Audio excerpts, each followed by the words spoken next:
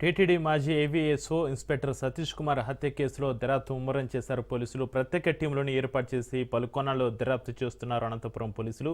గుంతకల్లు తాడిపత్రి రూట్లోని రైలు నుంచి ఒక బొమ్మని కిందికి తోసివేసి సీన్ రీకన్స్ట్రక్షన్ చేశారు పోలీసులు. సతీష్ కుమార్కు సమానమైన బరువున ఓ బొమ్మను రైలు నుంచి తోసి పరిశీలించారు. ఒక బొమ్మ 2 అడుగులు పడగా మరో బొమ్మ 5 నుంచి 10 అడుగుల దూరంలోనే పడడంతో ఈ ఘటనపై పలు అనుమానాలు వ్యక్తమవుతున్నాయి. సీన్ రీకన్స్ట్రక్షన్ను స్వయంగా పర్యవేక్షించారు అనంతపురం జిల్లా ఎస్పీ జగదీష్.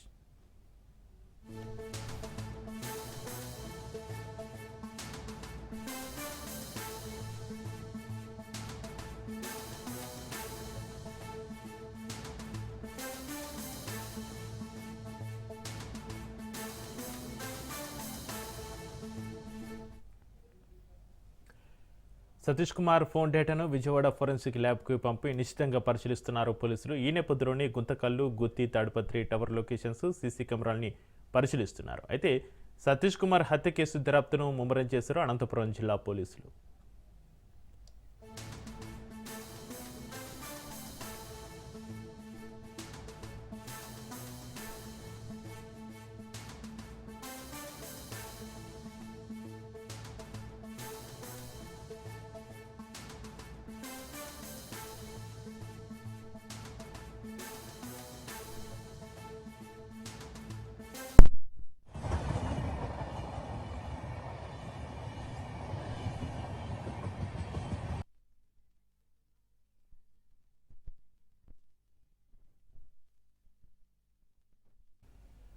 13వ తేదీ రాత్రి రాయలసీమ ఎక్స్ప్రెస్ ఏసీ కోచ్లో ప్రయాణించిన 1140 మంది ప్రయాణికుల లిస్టును సేకరించారు పోలీసులు. ప్రయాణికుల్లో పాత నేరస్తులు, నేరపూరిత స్వభావం కలిగిన వారు ఎవరైనా ఉన్నారా అనే కోణంలో దర్యాప్తు చేస్తున్నారు.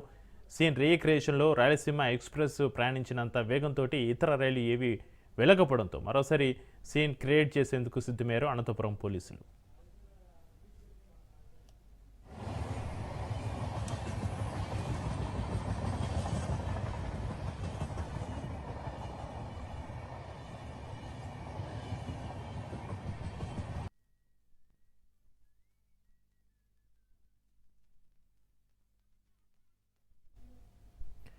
టీటీడీ మాజీ ఏవీఎస్ఓ ఇన్స్పెక్టర్ సతీష్ కుమార్ హత్య కేసులో దర్యాప్తు సంబంధించి మరింత సమాచారాన్ని మా ప్రతినిధి జీవన్ ఫోన్లైన్లో అందిస్తారు. జీవన్, టీటీడీ మాజీ ఏవీఎస్ఓ ఇన్స్పెక్టర్ సతీష్ కుమార్ హత్య కేసులో దర్యాప్తు ప్రత్యేక టీములతోటి పలు కోణాల్లో దర్యాప్తు సంబంధించి మీ దగ్గర ఉన్న అప్డేట్స్ ఏంటి? Jeevan. Thank you Chakri. TTD మాజీ ఏవీఎస్ఓ సతీష్ కుమార్ హత్య కేసును పోలీసులు ముమ్మరంగా దర్యాప్తు చేస్తున్నారు. రాష్ట్ర వ్యాప్తంగా సంచలనంగా మారినటువంటి హత్య కేసు పోలీసు ఉన్నతాధికారుల ఆదేశాల మేరకు పోలీసులు దాదాపుగా 12 బృందాలుగా ఏర్పడి దర్యాప్తులో వేగం అయితే పెంచినటువంటి పరిస్థితి ఉంది. అనంతపురం జిల్లా తాడిపత్రి సమీపంలోని కోమలి చిత్తూరు రైల్వే ట్రాక్ మధ్య గ్రామ శివారులో ఉన్నటువంటి రైల్వే ట్రాక్ పక్కన సతీష్ మృతదేహం కనిపించినటువంటి ఈ తరుణంలో రైల్వే పోలీసులకు రైల్వే ట్రాక్ మ్యాన్ లో అధికారులకు సమాచారం అందించారు. ఈ గుంతకల్లు రైల్వే స్టేషన్ లో ఈయన దాదాపుగా శుక్రవారం రాత్రి 1:45 ఫస్ట్ ఏసీ బోగిలో 29వ బెర్త్లో ఆయన టికెట్ బుక్ చేసుకుని కూర్చున్నటువంటి పరిస్థితి. అయితే సతీష్ 29వ బోగి నుంచి 19వ నెంబర్లోకి మారినట్టుగా తెలుస్తోంది. ఈ 19వ నెంబర్లోకి ఎందుకు వచ్చాడనే కోణంలో పోలీసులు అయితే దర్యాప్తు చేస్తున్నటువంటి పరిస్థితి ఉంది. సతీష్ రైలులో చంపేసి కిందకు తోచారా, లేదంటే కదులుతున్న రైలు నుంచి కిందకు తోసి హత్య చేశారా అనే విషయంలో కూడా పోలీసులు లోతైన దర్యాప్తు చేస్తున్నటువంటి పరిస్థితి ఉంది. లేదంటే పరకామణి కేసులో వేధింపులు ఎక్కువ కావడంతో ఆత్మహత్య చేసుకున్నాడు అనే కోణంలో కూడా పోలీసులు పలు కోణాల్లో విచారణ చేస్తున్నటువంటి పరిస్థితి ఉంది. మొదటగా బంధువుల ఫిర్యాదు మేరకు గుత్తి టీఆర్పీ పోలీసులు సతీష్ ను హత్య చేశారని వెల్లడించినటువంటి పరిస్థితి. ఆ రకంగానే పోలీసులు మొదటగా అనుమానాస్పదం బుద్ధిగా కేసు నమోదు చేసినటువంటి పరిస్థితుల్లో సిఐడి విభాగం డీజీ రవిశంకర్ అయ్యనార్ అనంతపురం చేరుకుని మరోసారి ముమ్మరమైనటువంటి దర్యాప్తు చేస్తున్నటువంటి పరిస్థితి. పోలీసు బృందాలకు పలు దిశానిర్దేశం కూడా ఈ కేసుకు సంబంధించి పలు దిశానిర్దేశాలు కూడా చేసినట్లు తెలుస్తుంది.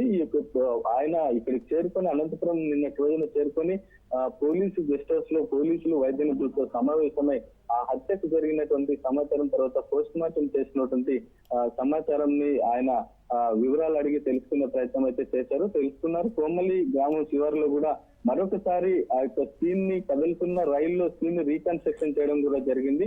కదులుతున్న రైల్లో నుంచి రబ్బర్ బొమ్మలను కిందకి తోసేసి ఏ భాగాల్లో గాయాలు అవుతున్నాయో అనే విషయాలను కూడా ఆయన క్షుణ్ణంగా పరిశీలించినటువంటి పరిస్థితి ఉంది.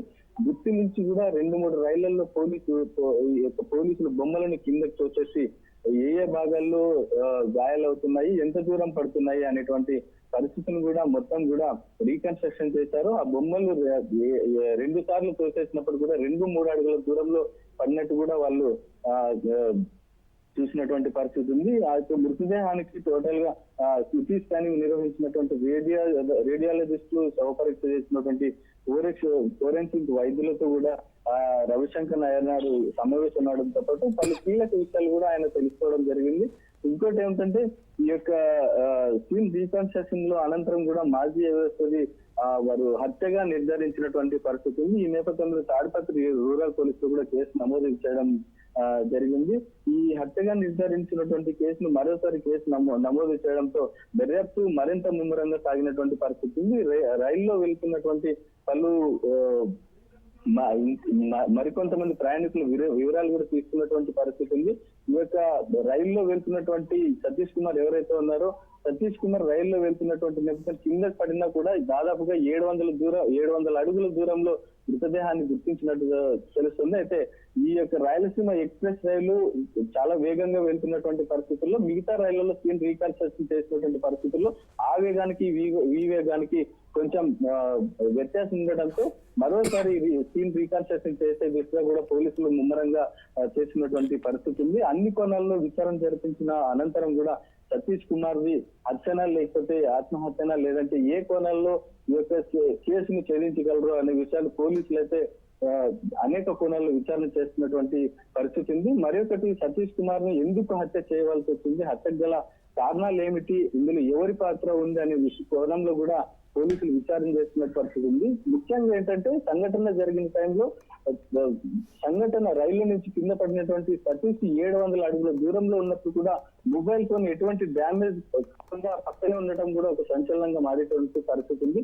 అంత దూరం బాడీ పడినా కూడా మొబైల్ ఫోన్ బాడీ పక్కనే ఎలా దొరికిందనే విషయాన్ని కూడా పోలీసులు క్షుణ్ణంగా పరిశీలిస్తున్న పరిస్థితి ఉంది. బెర్త్ బుక్ చేసుకున్నప్పటికీ ఎందుకు సీట్ లో నుంచి కింద దిగాడు, ఎందుకు లేచి వెళ్ళాడు అనే విషయాన్ని పోలీసులు దాదాపుగా జిల్లా ఎస్పీ జగదీష్ తో పాటు డిఐజీ శ్రీమోచి దాదాపుగా నిన్నటి రోజున 30 నిమిషాల పాటు క్షుణ్ణంగా పరిశీలించినటువంటి పరిస్థితి ఉంది. మొత్తం మీద చూసుకుంటే విషయాన్ని అయితే అన్ని కోణాల్లోనూ పరిశీలించిన తర్వాత అన్ని కోణాల్లోనూ విచారించిన తర్వాత ఈ యొక్క ఫైల్ మొత్తం కూడా హైకోర్టులో సమర్పించినట్టు తెలుస్తోంది. Chakri right, thank